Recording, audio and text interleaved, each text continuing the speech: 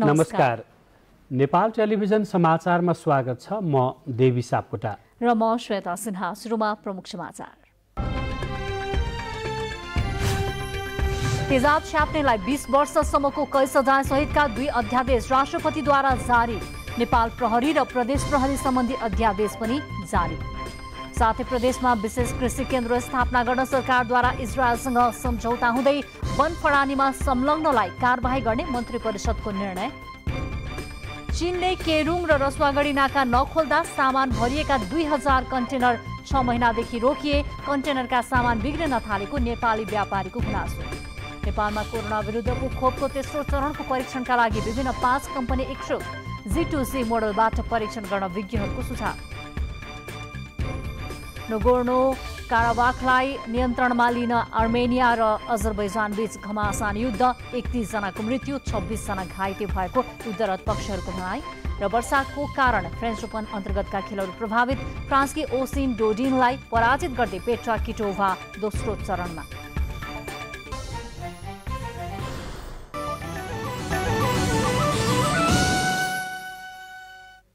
समाचार विस्तारमा। राष्ट्रपति विद्यादेवी भण्डारीले तेजाब तथा अन्य घातक रासायनिक पदार्थ नियमन अध्यादेश 2077 सहित 3 वटा अध्यादेश जारी गर्नु भएको छ। तेजाब तथा अन्य घातक रासायनिक पदार्थ नियमन अध्यादेश सहित फौजदारी कसुर तथा फौजदारी कार्यविधि सम्बन्धी केही ऐन संशोधन गर्ने अध्यादेश 2077 र नेपाल प्रहरी र प्रदेश प्रहरी कार्य सञ्चालन सुपरिवेक्षण र समन्वय पहिलो संशोधन अध्यादेश 2077 जारी भएको राष्ट्रपति कार्यालयले जनाएको छ। अध्यादेशमा तेजाब आक्रमण गर्नेलाई 20 वर्षसम्म कैद, 10 लाख रुपैयाँसम्म जरिवाना हुने व्यवस्था गरिएको छ। गत बिहिबारको मन्त्री परिषद बैठकले एसिड आक्रमण गर्नेमाथि सजाय बढाउने गरी अध्यादेशको सिफारिस गरेको थियो। यसैगरी राष्ट्रपतिबाट आज जारी नेपाल प्रहरी तथा प्रदेश प्रहरी कार्य सञ्चालन सुपरिवेक्षण र समन्वय अध्यादेशले नेपाल प्रहरीका कर्मचारीलाई प्रदेशमा समायोजन गर्ने बाटो खोलेको छ। तेजाब तथा अन्य घातक रासायनिक पदार्थ नियमन अध्यादेश 2077 र फौजदारी कसुर तथा फौजदारी कार्यविधि सम्बन्धी केही ऐन संशोधन गर्ने अध्यादेश 2077 जारी भएपछि अब एसिड आक्रमण गर्नेलाई 20 वर्षसम्म कैद, 10 लाख रुपैयाँसम्म जरिवाना हुने भएको छ। एसिड प्रयोग गरी ज्यान मारेको वा अङ्गभङ्ग गरेको वा शारीरिक क्षति पुर्याएको मुद्दा जहिले जुनसुकै बेला दर्ता भएको भए पनि अदालतले पहिलो प्राथमिकतामा राख्नुपर्ने बताइएको छ। त्यसैगरी अध्यादेशमा सामाजिक सञ्जालको प्रयोग गरी कसैले एसिड कसुर पीडितको नाममा सहयोग लिन पाउने छैन। अनुदानको नाममा कुनै नगद किसिमको नगद जिन्सी लिए 3 महिनासम्म कैद, 5000 रुपैयाँसम्म जरिवानाको व्यवस्था गरिएको छ। त्यस्तै एसिड एवं रासायनिक पदार्थको नियमनतर्फ जारी अध्यादेशमा भने एसिड वा अन्य रासायनिक पदार्थको उत्पादन, निकासी, पैठारीका लागि मन्त्रालयबाट र बिक्री वितरण गर्नका लागि जिल्ला प्रशासन कार्यालयबाट अनुमति लिनुपर्ने व्यवस्था गरिएको छ। 18 वर्ष उमेर पूरा नभएको व्यक्तिलाई एसिड वा अन्य घातक रासायनिक पदार्थ बिक्री वितरण गर्न वा निशुल्क वितरण गर्न पाइने छैन।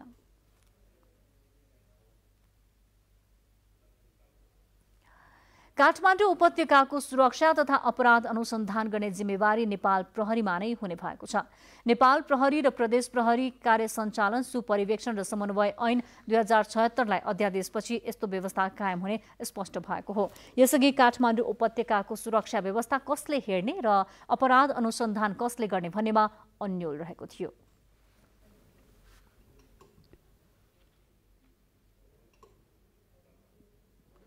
मन्त्री परिषदले 7 वटै प्रदेशमा विशेष कृषि केन्द्र स्थापना गर्न इजरायलसँग सम्झौता गर्ने निर्णय गरेको छ। त्यस्तै सशस्त्र प्रहरीका गोताखोर कर्मचारीलाई प्रोत्साहन भत्ता प्रदान गर्ने निर्णय पनि गरेको छ। मन्त्री परिषदबाट भएका निर्णयहरूबारे एक रिपोर्ट। सरकारले काठमाडौँ नक्साल स्थित नेपाल बाल संगठन परिसरमा रहेका आदर्श आधारभूत विद्यालय र केन्द्रीय बहिरा उच्च माध्यमिक विद्यालयलाई अन्यत्र उपयुक्त स्थानमा सार्ने निर्णय गरेको छ। बाल मन्दिर नक्सालमा आश्रय लिइरहेका बालबालिकाहरूलाई सुरक्षित र उचित वातावरणमा आश्रय दिने तथा पठन पाठन गराउने निर्णय पनि सरकारले गरेको छ। त्यसका लागि सरकारले 1 करोड 50 लाख रुपैयाँ नेपाल बाल संगठनलाई अनुदान स्वरूप प्रदान गर्ने निर्णय समेत गरेको सरकारका प्रवक्ता एवं परराष्ट्र मन्त्री प्रदीप कुमार गेवालीले जानकारी गराउनुभयो। आदर्श आधारभूत विद्यालय र केन्द्रीय बहिरा उच्च माध्यमिक विद्यालयलाई अन्य उपयुक्त स्थानमा स्थानान्तरण गर्ने र त्यहाँ चाहिँ बालबालिकाहरूलाई नै उनीहरूको आवास लगायतका कामहरू गर्ने गरी त्यो स्थानान्तरण गर्ने। दोस्रो, बालबालिकाहरूको लागि उपयुक्त आवास भवनको आवश्यक मर्मत सम्हारेर आवश्यकता अनुसार नयाँ संरचना निर्माण गरी बालमन्दिर नक्सालमा रहेका बालबालिकाहरूको सुरक्षित आवासको व्यवस्था तत्काल नेपाल बाल सङ्गठनले मिलाउने र त्यसका लागि चाहिँ अर्थ मन्त्रालयले महिला बालबालिका तथा ज्येष्ठ नागरिक मन्त्रालय मार्फत 1,50,00,000 तत्काल अनुदान स्वरूप उपलब्ध गराउने। यही असोज 8 र 11 गते बसेको मन्त्री परिषदको बैठकले गरेका निर्णयहरू सार्वजनिक गर्ने क्रममा प्रवक्ता गेवालीले सो जानकारी गराउनु भएको हो। यसैगरी सरकारले नेपालको गोताखोर तालिम प्राप्त सशस्त्र प्रहरी कर्मचारीहरूलाई उद्धार कार्यमा खटिएको दिन 300 रुपैयाँका दरले प्रोत्साहन भत्ता प्रदान गर्ने र 10 लाखसम्मको विशेष बीमा गर्ने निर्णय समेत बैठकले गरेको छ। त्यसैगरी इजरायल सरकारको सहयोगमा नेपालका 7वटै प्रदेशमा विशेष कृषि केन्द्र स्थापना गर्न सम्झौता गर्ने निर्णय मन्त्री परिषदको बैठकले गरेको प्रवक्ता गेवालीले जानकारी गराउनु भएको छ। सशस्त्र प्रहरी बल नेपालको गोताखोर तालिम प्राप्त सशस्त्र प्रहरी कर्मचारीहरू त्यसका लागि चाहिँ खटिएको दिनको प्रतिदिन 300 का दरले प्रोत्साहन भत्ता र गोताखोर सशस्त्र प्रहरी कर्मचारीलाई 10 लाखसम्मको विशेष बीमा व्यवस्था गर्ने निर्णय पनि त्यो दिनको बैठकले गरेको थियो। विभिन्न आयोजनाका लागि विभिन्न दात्री निकायबाट प्राप्त सहुलियतपूर्ण ऋण सहायता प्राप्तिका लागि वार्ता टोली गठन गर्ने निर्णय गर्नुका साथै नेपाल स्वास्थ्य क्षेत्र कार्यक्रम तेस्रो चरणका लागि बेलायत सरकारले उपलब्ध गराउने 3 अर्ब 52 करोड आर्थिक र प्राविधिक सहयोग स्वीकार गर्ने निर्णय गरेको छ। बैठकले कोरोना भाइरस संक्रमणको उपचारमा संलग्न जनशक्तिको जोखिम भत्ता व्यवस्थापन पहिलो संशोधन आदेश 2077, कर्जा सुरक्षण दोस्रो संशोधन नियमावली 2077, आयोजनाहरूको बहुवर्षीय ठेक्का सम्बन्धी मापदण्ड 2077, प्रहरी 8औं संशोधन नियमावली 2077 लगायत स्वीकृत गर्ने निर्णय गरेको छ। त्यसैगरी बैठकले कञ्चनपुरको बेदकोट नगरपालिका भित्रको जग्गा नापजाँचमा देखिएको समस्या समाधानका लागि समस्या समाधान समिति गठन गर्ने निर्णय गरेको छ। राष्ट्रिय वन क्षेत्रमा वन विनाश तथा अतिक्रमण भइरहेको भन्ने विषयमा छानबिन गर्न गठित समितिले दिएको प्रतिवेदनका आधारमा मन्त्री परिषदलाई जानकारी गराई तत्काल कार्यान्वयन गर्न समेत बैठकले निर्देशन दिएको छ। नेपालमा कोरोना संक्रमणको जोखिम दिन प्रतिदिन बढ्दै गएको छ। यो अवस्थामा जीवन र जीविकालाई सन्तुलन गर्नुपर्ने आवश्यकताका कारण धेरै क्षेत्रहरू खुला गरिएको भए पनि अहिले उच्च सतर्कता र सबैको साथ जरुरी भएको प्रवक्ता गेवालीले बताउनुभयो। चाडपर्वहरू नजिकिँदै गर्दा कोरोनाको जोखिम झन बढ्ने हुनाले विज्ञहरूको सुझाव, स्वास्थ्य मन्त्रालय तथा WHO को मापदण्डहरू पालना गर्न सरकारले सबैमा अनुरोध गरेको छ। क्यामेरामा कुमार शर्मा र राम थापाका साथमा अनिता बिन्दु, नेपाल टेलिभिजन। समाचारको क्रम जारी छ, केही बेर विश्राम।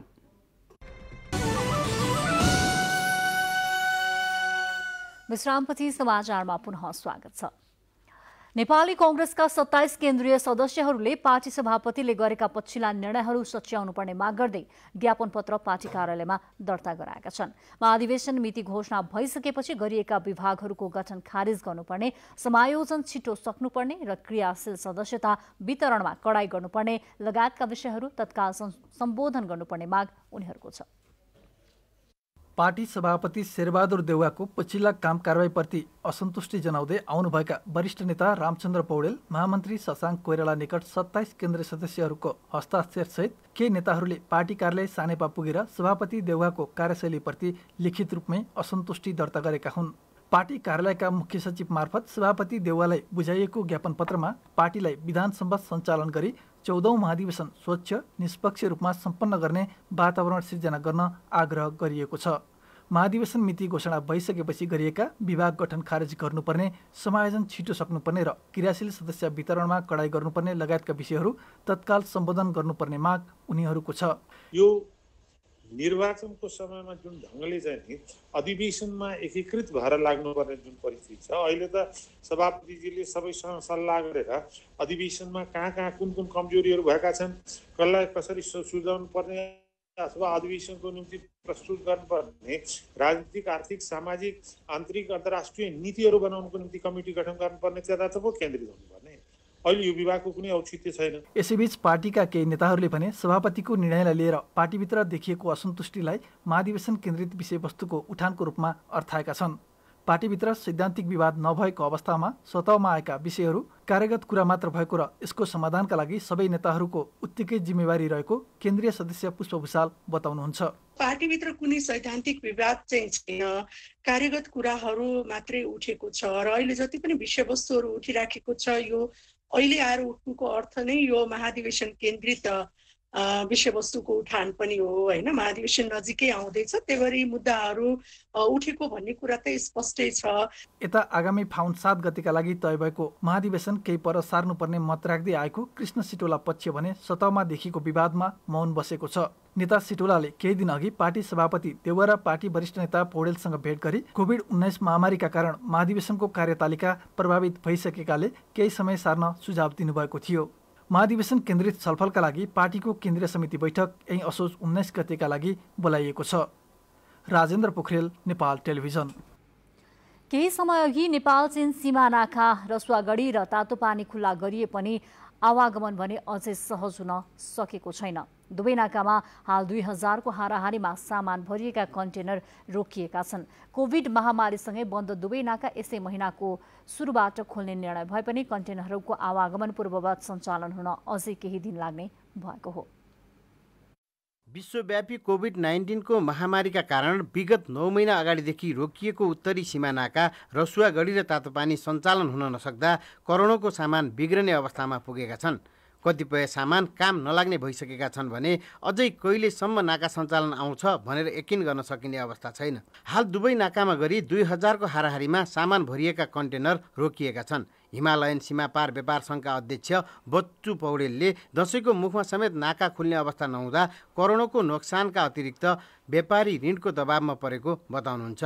सरकारले कूटनैतिक पहल गरेर तत्काल नाका सहज नबनाए धेरै व्यापारी धराशायी हुने भन्दै तत्काल पहल गरिदिन सरकारसँग व्यवसायीहरूको आग्रह छ। नेपाल सरकार र चाइना सरकार बसेर यो माल भित्राइदिएर अरू माल नहाल्नुहोस् तपाईहरू र यो माललाई भित्राइदिएर तपाईहरू बरु 2 जना सरकार बसेर अहिले यो परिस्थितिले गर्दाखेरि बरु 2 महिना बन्द गरिदिउँ न भने दुईटा सरकार मिलेर गरे त भइहाल्यो। केरुङमा अहिले 10 महिनादेखि जुन हाम्रो मालवस्तुहरू सामानहरू त्यहाँ रोकिएको छ रहेको छ, त्यहाँ हजारौँ व्यवसायीहरूले चाहिँ आफ्नो घर 4 आना जग्गा भएको आफ्नो सम्पत्ति ब्याङ्कमा धितो राखेर चाहिँ एउटा व्यवसाय गर्ने भनेर चाहिँ उहाँहरूले यो गर्नुभयो। तर फलस्वरूप आज 10 महिनादेखि सामान नआएर एकदमै दुखी भएर व्यवसायीहरू बस्नुभएको छ। यता उद्योग वाणिज्य तथा आपूर्ति मन्त्री लेखराज भट्टले नाका सहज बनाउन सरकारले विभिन्न चरणमा पहल गरिरहेको बताउनु भयो। मन्त्री भट्टले मन्त्रालयका सहसचिव स्तरमा पटक पटक वार्ता भएको र परराष्ट्र मन्त्रालय वाणिज्य दूत मार्फत पनि पहल भइरहेको उल्लेख गर्नुहुँदै कूटनैतिक पहल मार्फत आवश्यक मात्रामा कन्टेनर भित्राउन सरकारको तर्फबाट पहल भइरहेको जानकारी दिनुभयो। परराष्ट्र मन्त्रालयले पनि निकै ठुलो पहल गरिरहेछ। विभिन्न चरणका छलफलहरू बैठकहरू द्विपक्षीय वार्ताहरू भएका छन्। हाम्रो मन्त्रालयको तर्फबाट पनि सचिव स्तरीय सहसचिव स्तरीय उसमा पनि छलफल वार्ता भएको छ र हाम्रो प्रयत्न के हुन्छ भने यो 8-10 दिनभित्र दसैँभन्दा अगाडि नै ती सबै कन्टेनर यहाँ ल्याउन पाए हुन्थ्यो भन्ने नै छ। यसैबीच रसुवा भन्सार कार्यालयका प्रमुख पुण्य विक्रम खड्काले असोज 7 गतेबाट सञ्चालनमा आएको नाका चीनतर्फ गएको पहिरोको कारण रोकिएको र तर स्वास्थ्य मापदण्ड पालना गरी पुनः सञ्चालन गर्न सकिने अवस्थामा रहेको जानकारी दिनुभयो। केरुङमा जति पनि सामानहरू छन् त्यो चाहिँ दसैँको प्रयोजनको लागि पनि आएको हुनाले अलिकति ठुलो भोलुममा देखिन्छ। ती सामानहरू ल्याउनको लागि नेपाल सरकारले विभिन्न प्रयासहरू गरेको छ। कोभिड-19 को विश्वव्यापी महामारीसँगै रोकिएको नाका खोल्ने निर्णय सरकारले गरे पनि प्रभावकारी सञ्चालनमा आउन नसक्दा नाकामा कन्टेनर मात्रै रोकिएको छैन, कतिपय सामान बिग्रिसकेका छन् भने करोडौँको नोक्सान हुने निश्चित देखिएको छ। रसुवा संवाददाता सुशील कोइरालाका साथ कृष्णहरि बखुन्जे र केशवराज विष्ट, नेपाल टेलिभिजन। नेपालमा कोरोना भाइरस विरुद्धको खोपको तेस्रो चरणको परीक्षणका लागि विभिन्न मुलुकका 5 वटा कम्पनीले प्रस्ताव गरेका छन्। नेपालमा खोप परीक्षणका लागि अनुमति दिने कानुनी व्यवस्था भए पनि G2G मोडलबाट सम्झौता गरी खोप परीक्षणको प्रक्रिया अघि बढाउन विज्ञहरूले सुझाव दिएका छन्। नेपालमा कोरोना भाइरस विरुद्धको खोपको तेस्रो चरणको परीक्षणका लागि विभिन्न 5वटा कम्पनीले प्रस्ताव गरे पनि परीक्षणको प्रक्रिया अझै सुरु हुन सकेको छैन। स्वास्थ्य अनुसन्धान परिषदका अनुसार विश्व स्वास्थ्य संगठन, बेलायतको अक्सफोर्ड विश्वविद्यालय, चीन, रसिया र अस्ट्रेलियाका कम्पनीहरूले खोप परीक्षणका लागि प्रस्ताव गरेका छन्। विश्व स्वास्थ्य संगठनले स्वीकृत गरेपछि तेस्रो चरणको खोपको परीक्षणका लागि इजाजत दिन सकिने व्यवस्था खोप ऐन 2072 र खोप नियमावलीले गरेको छ। तर खोप परीक्षण गर्नु अघि स्वास्थ्य अनुसन्धान परिषद अन्तर्गतको इथिकल कमिटीले परीक्षण गरिने खोपको वैज्ञानिक तथ्य प्रमाणको विस्तृत अध्ययन अनुसन्धान गरेपछि मात्र तेस्रो चरणको खोप परीक्षणका लागि अनुमति दिने व्यवस्था छ। तर हालसम्म कुनै पनि प्रस्ताव इथिकल कमिटीमा पुगेको छैन। नेपालमा खोप परीक्षण गर्न आवश्यक भए पनि परीक्षणका लागि नीतिगत निर्णय सरकारबाटै हुनुपर्नेमा विज्ञहरूले जोड दिएका छन्। त्यसका लागि खोप उत्पादन गर्ने मुलुकसँग सरकारले सिधै G2G मोडलबाट सम्झौता गरेर खोपको परीक्षण गर्न उपयुक्त हुने भनाई स्वास्थ्य अनुसन्धान परिषदको छ। हाम्रो भ्याक्सिन चाहिँ ट्रायल गर्ने कि नगर्ने भन्ने खालको NHRCमा डिसिसन गरेर पुग्दैन कि राष्ट्रिय इस्यु हो। भोलि भ्याक्सिन ट्रायल गर्दाखेरि हुने इफेक्ट अथवा त्यसका फाइदा बेफाइदा कुराहरू राज्यले चाहिँ ओन नगरेको अवस्थामा NHRC मात्र गरेको फाइदा हुँदैन। किन नोबेल टाइपको छ, नयाँ छ, हाम्रो सबैलाई चाहिएको छ नि त। स्वास्थ्यको लिडरसिपमा नेपाल सरकार थोरै केही डिसिसन भएर आइदियो भने होइन हामी चाहिँ NHRC रिसर्च गर्न हाम्रो क्यापेबिलिटीको हिसाबले, हाम्रो रिसर्चको हिसाबले हामी तयार छौँ। र हामीसँग नेसनल इन्टरनेसनल लेभलका भ्याक्सिन ट्रायल, ड्रग ट्रायलमा काम गरेका रिसर्चर हुनुहुन्छ। इभन नेपालमा पनि 2-3 त रिसर्च भइसकेको छ भ्याक्सिनको। हाल विश्वका विभिन्न मुलुकहरू खोप परीक्षण गर्ने होडबाजीमा छन्। तीमध्ये 10वटा खोपको तेस्रो चरणको परीक्षण भइरहेको छ। तेस्रो चरणको परीक्षण चलिरहेकै बेला कतिपय मुलुकहरूले खोप खरिदका लागि सम्झौता समेत गरिसकेका छन् भने नेपाल पनि खोप परीक्षणको प्रक्रियामा रहेको छ। क्यामेरामा शङ्कर बुढाथोकीका साथ रामप्रसाद भण्डारी, नेपाल टेलिभिजन। पछिल्लो 24 घण्टामा मुलुकभर थप 1351 जनामा कोरोना भाइरस संक्रमण पुष्टि भएको छ। विगत 24 घण्टामा कोरोनाबाट 4 जनाको मृत्यु भएको छ भने 742 जना निको भई डिस्चार्ज भएको स्वास्थ्य तथा जनसङ्ख्या मन्त्रालयले जनाएको छ। नेपालमा कोरोना संक्रमणबाट थप 4 जनाको मृत्यु भएको छ। यो सँगै मृत्यु हुनेको संख्या 481 पुगेको छ। यसै गरी पछिल्लो 24 घण्टामा देशभर 10,080 PCR परीक्षण गरिएकोमा 1,351 जनामा कोरोना संक्रमण पुष्टि भएको छ। हालसम्म 74,745 जना संक्रमित भएको मन्त्रालयले जनाएको छ। पछिल्लो 24 घण्टामा कोरोना निको भई 742 जना डिस्चार्ज भएका छन्। यो सँगै कोरोना निको भई डिस्चार्ज हुनेको संख्या 54,640 पुगेको मन्त्रालयद्वारा आयोजित नियमित प्रेस ब्रिफिङमा प्रवक्ता डाक्टर जागेश्वर गौतमले जानकारी दिनुभयो। हाल मुलुकभर सक्रिय संक्रमितको संख्या 19,624 रहेको पनि मन्त्रालयले जनाएको छ। गत 24 घण्टामा संक्रमित संख्या 1351 छ। क्वारेन्टाइनमा रहनुभएका व्यक्तिहरूको संख्या 6,310 रहेको छ। कोभिड-19बाट संक्रमण मुक्त भई गत 24 घण्टामा डिस्चार्ज हुनेहरूको संख्या 742 छ। यसैबीच आज 28 सेप्टेम्बर विश्व रेबिज दिवसको सन्दर्भ पारेर स्वास्थ्य मन्त्रालयको नियमित प्रेस ब्रिफिङमा एपिडेमियोलोजी तथा रोग नियन्त्रण महाशाखाका निर्देशक डाक्टर वासुदेव पाण्डे र कृषि तथा पशुपक्षी विकास मन्त्रालयका सहसचिव डाक्टर विजय चन्द्र झाद्वारा प्राणघातक रेबिज रोगबाट बच्न सबै जागरुक हुनुपर्नेमा जोड दिनुभयो। रेबिज रोगबाट मृत्यु दर हुने नेपालको तथ्याङ्कलाई हेर्दा 2075-76 सालमा 18 जनाले ज्यान गुमाएको प्रतिवेदनमा देखाइएको छ र लगभग 2,50,00,000 भ्याक्सिनको खपत भएको चाहिँ देखिन्छ। यो रोग विशेषतः कुकुर बिरालोको टोकाइबाट मानिसमा सर्ने गरेको पाइन्छ, तर न्याउरी मुसो, स्याल, ब्वाँसो आदिको टोकाइबाट समेत यो रोग सरेको पाइन्छ। मानव सभ्यतामा आदिकालदेखि देखा परिरहेको यस रोगको हालसम्म पनि कुनै उपचार छैन।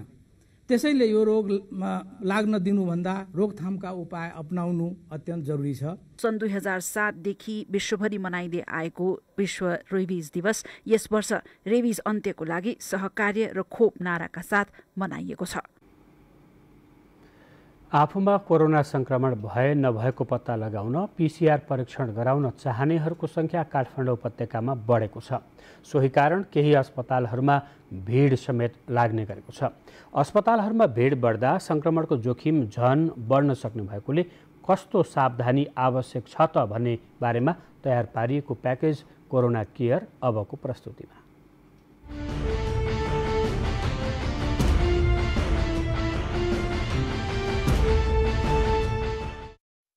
पछिल्लो समयमा काठमाडौँ उपत्यकामा कोरोना भाइरसका संक्रमितहरू बढ्दै गएका छन्। सार्वजनिक यातायात र विमान सेवा सुचारू भएपछि आवत जावत बढ्दै जाँदा PCR परीक्षण गराउन प्रयोगशालामा पनि भिड लागेको छ। बाहिरी जिल्लाबाट काठमाडौँ उपत्यकामा आइसकेपछि पेसा व्यवसाय गर्न र घरबेटीले डेरामा जाँदा PCR रिपोर्ट माग्ने गरेकाले प्रयोगशालाहरूमा भिड देखिन थालेको हो। सरकारले कोरोना परीक्षण कस्तो समयमा गर्ने भन्ने आम नागरिकले अझै बुझ्न नसकेकाले अनावश्यक रूपमा प्रयोगशालाहरूमा पुग्ने गरेको देखिएको जनाएको छ। धेरै व्यक्तिहरू चाहिँ काठमाडौँ अब सुरक्षित छ भन्ने हिसाबले काठमाडौँ आउजाउ गर्न थाल्नु भएको छ। उहाँहरू आइरहँदाखेरि जुन ठाउँमा, जुन घरमा, जुन पेसा व्यवसायका लागि आउनुहुन्छ त्यस्तो ठाउँमा जाँदाखेरि घरपट्टिहरूले पनि घर खोल्नुभन्दा पहिले PCR को टेस्टको चाहिँ नतिजा खोज्ने, टोलहरूले चाहिँ टोलमै छिमेकमै वडा कार्यालयहरूले पनि त्यहाँ सम्बन्धित वडाका व्यक्तिहरूले चाहिँ सुरुमै PCR परीक्षणको नतिजा खोज्ने खालको क्रम चाहिँ अलिक बढेको, त्यो अलिक बढी ट्रेन्ड चलेको हो कि जस्तो देख्छौँ। यसलाई हामीले कसरी बुझेका छौँ स्वास्थ्य मन्त्रालयले भने यो चाहिँ हामीले समुचित तरिकाले कोरोना कसरी सङ्क्रमण हुन्छ, कसरी चाहिँ यसको पहिचान हुन्छ, कुन समयमा पहिचान गर्नुपर्छ भन्ने कुराहरू चाहिँ सर्वसाधारणहरू सबैले एक रूपमा बुझ्न नसकिएको हो कि जस्तो तरिकाले बुझेका छौँ।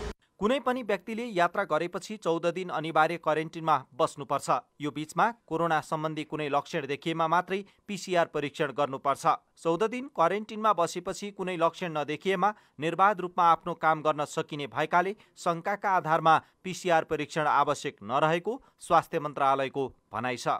कोही व्यक्ति कहीँबाट यात्रा गरेर आउनुहुन्छ भने बाटोमा सङ्क्रमण भएको हुनसक्छ भने त्यो भाइरस चाहिँ तत्काल प्रयोगशालामा परीक्षण गर्न जाँदा देखिँदैन। कमसेकम मानिसको शरीरभित्र प्रवेश गरेको 5 दिनपछि मात्रै भाइरस देखिन्छ। 5 दिन हामीले पर्खिनुपर्छ परीक्षणको लागि।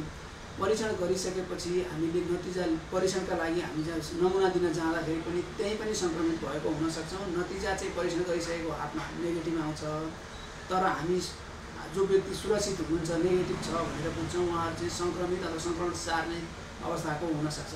काठमाडौँमा बढी सङ्क्रमण चाहिँ त्यो कारणले पनि बढी भएको हो कि भन्ने हिसाबले हामीले देख्छौँ। अब यो सङ्क्रमण पहिचान गर्नका लागि अथवा सङ्क्रमणको चक्र रोक्नका लागि हामीले गर्नुपर्ने कामहरूमा चाहिँ कुनै पनि व्यक्तिहरू त्यसरी यात्रा गरेर आउनुभएको छ भने उहाँहरूलाई अनिवार्य रूपमा 14 दिन क्वारेन्टिनमा राखौँ। त्यसबिचमा उहाँहरूलाई कुनै लक्षण विकास भयो, कुनै गाह्रो भयो भने उहाँहरूको परीक्षण गर्ने व्यवस्था गरौँ र उहाँको उपचारको व्यवस्था गरौँ जुन सरकारले निःशुल्क गरेको छ। त्यसमा कुनै लक्षण देखिएन, केही गाह्रो भएन भने उहाँहरू निर्बाध रूपमा आफ्नो काममा, आफ्नो पेसा व्यवसायमा जान सक्नुहुन्छ। त्यसलाई जानलाई कुनै रोकछेक हुँदैन। काठमाडौँको टेकु, वीर, पाटन र शिक्षण अस्पतालमा सरकारले तोकेको मापदण्डमा परेकाहरूको निःशुल्क PCR परीक्षण गर्ने गरिएको छ। अहिले अस्पतालहरूमा बाहिरी जिल्लाबाट मजदुरी गर्न आएकाहरू नै परीक्षण गर्न पुग्ने गरेका छन्। त्यसबाहेक कतिपय व्यक्ति परीक्षण गर्न पाए हुन्थ्यो भन्ने भावनाले पनि पुग्ने गरेका छन्। तर यसरी परीक्षण गराउन खोज्नुभन्दा क्वारेन्टिनमा बस्नुपर्छ भने स्वास्थ्य मापदण्ड पालनामा जोड दिनुपर्छ। काठमाडौँ उपत्यकामा सुकराज ट्रपिकल तथा सर्वरोग अस्पताल बाहेक वीर अस्पताल, पाटन अस्पताल, त्रिवी शिक्षण अस्पताल, धुलीखेल अस्पतालहरूमा चाहिँ सरकारले तोकेको मापदण्डभित्र पर्ने व्यक्तिहरूको निःशुल्क परीक्षण हुन्छ। हामीले अहिले टिपु अस्पताल जस्तो ठाउँहरूमा चाहिँ भएको भिड हेर्दाखेरि प्राय व्यक्तिहरू चाहिँ मजदुरीका लागि काठमाडौँ उपत्यका छिर्ने व्यक्तिहरू जो चाहिँ त्यहाँ गएपछि निःशुल्क हुन्छ भन्ने हिसाबले आउनेहरूको सङ्ख्या बढी पाएका छौँ। त्यसभन्दा बाहेक अन्य प्रयोगशालाहरूमा पनि व्यक्तिहरू चाहिँ एकचोटि परीक्षण गरिहाल्न पायो भने के नहुन्थ्यो। एकचोटि परीक्षण गरिहाल्यो भने रोगको औषधि नै खाएको अथवा भ्याक्सिनै लगाएको जस्तो भनेर बुझ्ने खालको प्रवृत्ति चाहिँ अलिक बढे जस्तो। आफ्नै पैसा खर्च गरेर पनि परीक्षण गर्नुपर्छ भने पनि हामीलाई आवश्यकता छ भने गरौँ, आवश्यकताको आधारमा गरौँ। किनभने सङ्क्रमण रोक्नका लागि गर्ने हो, होइन भने 14 दिन क्वारेन्टिनमा बस्ने कुरा जोड दिउँ, जनस्वास्थ्यका मापदण्ड पालना गर्ने कुराहरूमा जोड दिउँ। हाम्रा हाम्रा आफन्त प्रियजनहरू जोसँग रोगसँग लड्ने क्षमता कम छ त्यस्ता व्यक्तिहरूलाई बचाउनेतिर चाहिँ हाम्रो व्यवहारहरू चाहिँ त्यहाँतिर बढी फोकस गरौँ। काठमाडौँ उपत्यकाभित्र करिब 22,000लाई कोरोना संक्रमण भइसकेको छ। तीमध्ये 9,000 सक्रिय संक्रमित छन्। देशभर अहिलेसम्म करिब 10 लाख PCR परीक्षण गरिएकोमा करिब 4 लाख काठमाडौँ उपत्यका भित्रै गरिएको छ। परीक्षणलाई व्यापक बनाइदै गए पनि स्वास्थ्यका मापदण्डको पूर्ण पालना नगरेमा संक्रमण नियन्त्रण गर्न सकिँदैन। यही भएर लक्षण नदेखि कोरोना परीक्षण गराउन अस्पताल तथा प्रयोगशालाहरूमा भिडभाड गर्दा जोखिम झन बढ्न सक्ने तर्फ सचेत हुनुपर्ने विज्ञहरूको भनाइ छ।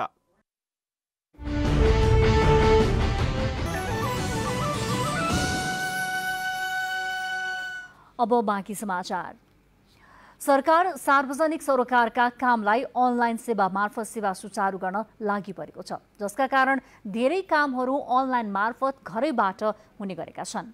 हराएको सवारी चालक अनुमति पत्र, सवारी दर्ता किताब र सवारी इजाजत पत्रको सिफारिस पनि अनलाइन मार्फत नै लिन पाउने गरी सेवा सुरु भएको छ। हराएको सवारी चालक अनुमति पत्र, सवारी दर्ता किताब र सवारी इजाजत पत्रको सिफारिस लिनका लागि अब ट्राफिक कार्यालय धाइरहनुपर्ने बाध्यताको अन्त्य भएको छ। सेवाग्राहीले घरबाटै अनलाइन फारम भरेर सिफारिस बनाउन सक्ने गरी सेवा सुरु भएको छ, जसका कारण सिफारिस माग्ने सेवाग्राहीको संख्या समेत बढेको छ। पहिले करिब दैनिक 200 सम्म सिफारिस माग हुने गरेकोमा अहिले दैनिक 380 सम्म अनलाइन फारम प्राप्त हुन थालेका छन्। महानगरीय ट्राफिक प्रहरी महाशाखामा अनलाइन सेवा सुरु गरेपछि भिडभाड घट्नुका साथै काम गर्न पनि सजिलो भएको सेवाग्राहीको भनाइ छ। यहाँ यदि हाम्रो डकुमेन्ट ट्राफिक कारबाहीमा खिचेको छ भन्दाखेरि तत्काल उहाँहरूले त्यही अनलाइनबाटै के भन्दो रहेछ भन्दाखेरि तपाईँको डकुमेन्ट चाहिँ यहाँ खिचेको छ भनेर हामीलाई तत्कालै त्यही बेला एन्सर आउने एउटा त्यो हामीलाई फाइदा भयो। अनलाइन क्लासबाट चाहिँ चालु भएको त्यो एकदम नागरिकलाई र हामी सङ्घ संस्थातर्फबाट एकदमै राम्रो कार्य भइरहेछ। हरेक दिन जसो कागजात हराएको भन्दै निवेदन दिन आउनेको भिडभाड हुने गरेको ट्राफिक कार्यालयले सामाजिक दूरी कायम गराउन र कार्यालयलाई प्रविधि मैत्री बनाउनका लागि अनलाइन सेवा सुरु गरेको हो। सिफारिस रिपोर्ट आवश्यक पर्ने व्यक्तिले अब ट्राफिक प्रहरीको वेबसाइट traffic.nepalpolice.gov.np मा गएर फर्म भर्नुपर्नेछ। माग अनुसार सेवाग्राहीले आफ्नो विवरण भरेपछि निवेदकको नाम, फोन नम्बर, ठेगाना र आफ्नो परिचय खुल्ने नागरिकता वा लाइसेन्स वा पासपोर्टको फाइल वा स्क्यान कपी सेवाग्राहीले अनलाइन प्रणालीबाटै दिनुपर्ने हुन्छ। यसरी माग भए अनुसार सबै विवरण सबमिट गरिसकेपछि वा भरिसकेपछि सेवाग्राहीलाई एप्लिकेसन नम्बर प्राप्त हुन्छ। सेवाग्राहीले अनलाइनबाट फारम भरेको 24 घण्टापछि सिफारिस प्राप्त गर्न सक्ने व्यवस्था मिलाइएको छ। लस्ट डकुमेन्ट एप्लिकेसनमा क्लिक गर्नुहुन्छ र त्यहाँ सम्पूर्ण आफ्नो विवरण भरिसकेपछि उहाँलाई एउटा कोड नम्बर आउँछ र यहाँ चाहिँ उहाँले सबमिट भएको कुराहरूलाई हामीले हेर्छौँ र त्यस पछाडि चाहिँ उहाँलाई चाहिँ हामीले चाहिँ सिफारिस पठाउँछौँ र त्यो सिफारिस लिएर उहाँ यातायात कार्यालय गइकन आफ्नो डकुमेन्ट लिन सक्नुहुन्छ। 3 दिनदेखि अनलाइन सेवा सुरु भएपछि 1187 जनाले सिफारिस माग गरेका छन्। क्यामेरामा शिव पङ्गेनीका साथ सलोजा दाहाल, काठमाडौँ। सिन्धुपाल्चोक जिल्ला बहुजोखिमयुक्त जिल्ला रहेको भूगर्भ तथा वातावरणविदहरूले बताएका छन्। हालै सरकारले प्राकृतिक प्रकोपग्रस्त जिल्ला घोषणा गरेको सिन्धुपाल्चोकका जोखिमयुक्त क्षेत्रका बासिन्दालाई सुरक्षित सार्न माग स्थानीयले गरेका छन्। 2072 सालको भूकम्पबाट बढी प्रभावित जिल्ला मध्येको एक सिन्धुपाल्चोक खास गरी बाढी, पहिरो, चट्याङ र डुबान जस्ता प्राकृतिक प्रकोप बढी नै हुने गरेका छन्। यही तथ्यलाई विश्लेषण गरी नेपाल सरकारले हालै सिन्धुपाल्चोक र बागलुङलाई प्राकृतिक प्रकोपग्रस्त जिल्ला घोषणा गरेको छ। सिन्धुपाल्चोकमा यस वर्षको मनसुनी याममा मात्रै 73 जनाको मृत्यु भएको छ भने 42 जना घाइते भएको र 3290 जना बेपत्ता भएका छन्। यसैबीच प्राकृतिक प्रकोप न्यूनीकरण र व्यवस्थित बसोबासको बारेमा प्रदेश सरकार, स्थानीय तहका जनप्रतिनिधि र भूगर्भविदहरूबीच छलफल भयो। छलफलमा बागमती प्रदेशका मुख्यमन्त्री डोरमणि पौडेलले भू बनावटका हिसाबले उपयुक्त नभएकोले जोखिम बस्तीलाई सुरक्षित ठाउँमा सार्नुपर्ने बताउनुभयो। सिन्धुपाल्चोकका धेरै क्षेत्रहरू बस्न लायक छैन। ती त्यहाँ मानव बस्ती योग्य छैन भन्ने कुराको आइडेन्टिफाई भइसकेको छ। मैले आजभन्दा 20-25 वर्ष अगाडिदेखि एकीकृत बस्तीको पक्षमा वकालत गर्दै काम गर्न खोजेको थिएँ। तर मलाई के लागेको थियो भने अहिले म मुख्यमन्त्री छु त मेरो त सबभन्दा फर्स्ट प्रायोरिटी थियो एकीकृत बस्ती बसाउने भनेर। त्यस्तै गरी प्रदेशका उद्योग, पर्यटन, वन तथा वातावरण मन्त्री अरुण नेपालले जिल्लावासीलाई सुरक्षित राख्नुपर्ने बताउनुभयो। त्यो समस्यालाई भौतिक ढङ्गले अनुभूत गर्ने साथीहरूले बस्ती बस्तीमा गाउँ गाउँमा गएर जनतालाई भेटेर त्यहाँको अवस्था देखेर एउटा रिपोर्ट तयार गर्नुभएको छ। त्यो रिपोर्ट धेरै महत्त्वपूर्ण छ। छलफलमा अन्य सहभागी वातावरण र भूगर्भविदहरूले पनि सिन्धुपाल्चोकको भू बनावट अन्य जिल्लाहरूको भन्दा फरक रहेकोले जोखिम न्यूनीकरणका लागि ठोस प्रयासको खाँचो औल्याउनुभयो। वातावरणीय मूल्याङ्कन बिना विकासका पूर्वाधार निर्माण गर्ने र संरक्षणलाई ध्यान नदिने गर्नाले पनि सिन्धुपाल्चोकमा पटक पटक प्राकृतिक आइलागेका छन्। ईश्वर महर्जन, नेपाल टेलिभिजन, ललितपुर। चितवनमा आज फेरि बाघको आक्रमणबाट एकजनाको मृत्यु भएको छ। कुमरोज मध्यवर्ती सामुदायिक वनमा निजी हात्तीसहित घाँस काट्न गएका रत्न नगरपालिका 6 का बाबुनाथ चौधरीलाई बाघले आक्रमण गर्दा मृत्यु भएको चितवन राष्ट्रिय निकुञ्जले जनाएको छ। अन्तर्राष्ट्रिय प्रसङ्ग। नागोर्नो काराबाख क्षेत्रको विवादित पृथकतावादी क्षेत्रका विषयमा आज आर्मेनिया र अजरबैजान बीच घमासान लडाईँ भएको छ। दुवै पक्षले एक अर्कोलाई घातक आक्रमण सुरु गरेको आरोप लगाएका छन्। उक्त पहाडी इलाकालाई अन्तर्राष्ट्रिय समाजले अजरबैजानको क्षेत्र मानेको भए पनि जातीय आर्मेनियालीहरूले शासन गर्दै आएका छन्। उनीहरूले आफ्ना 31 सिपाहीको मृत्यु भएको र गुमेका केही क्षेत्र फिर्ता लिएको जनाएका छन्। दशैंलाई लक्षित गर्दै असोज 15 गतेबाट सहुलियत मूल्यको पसल सञ्चालन गरिने भएको छ। सरकारी स्वामित्वमा सञ्चालित खाद्य व्यवस्था तथा व्यापार कम्पनी लिमिटेड र साल ट्रेडिङ कर्पोरेसनले आगामी मङ्सिर 7 गतेसम्म पसल सञ्चालन गर्ने भएका हुन्। खाद्य कम्पनीले काठमाडौँ उपत्यकाका 5 बिक्री केन्द्रमा सुपथ मूल्य पसल सञ्चालन गर्ने भएको छ।